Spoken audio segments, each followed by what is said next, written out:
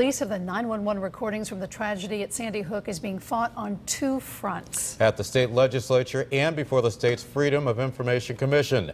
News 8's chief political correspondent Mark Davis joins us live with more on that. Mark. Hi, Keith and Ann. Good evening, everyone, from the Hartford newsroom.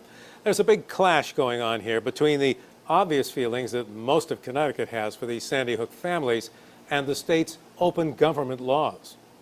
Members of the Sandy Hook family spent the day trying to convince individual lawmakers to vote before Wednesday midnight for a bill that would keep the crime scene photographs and 911 recordings from ever being released. I know that one came from a landline at Sandy Hook Elementary School, and I do not know where the others originated from. They could be from landlines or people who were in the building at the time using their cell phone.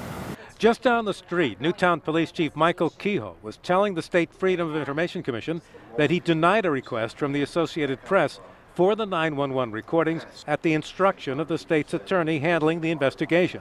The state's attorney said today that the final investigation on the tragedy at Sandy Hook will not be completed until the end of summer or perhaps early fall, so it's still an ongoing investigation. And he tossed out a new reason today for not releasing the recordings. My claim is that anyone who is calling from Sandy Hook Elementary School on December 14th has information relative to child abuse. And the child abuse being? Attempted murder or risk of injury to a minor.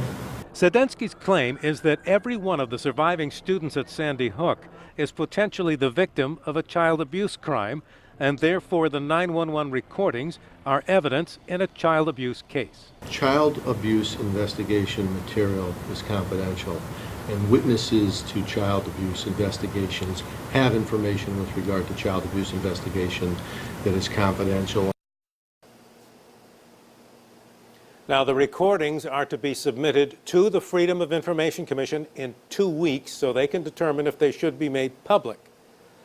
The state's attorney in the case made it clear today that if he loses this case, he will appeal to the courts. Meanwhile, the Assembly could vote on a bill within the next 24 to 48 hours. Live from the Hartford newsroom, Mark Davis, News 8.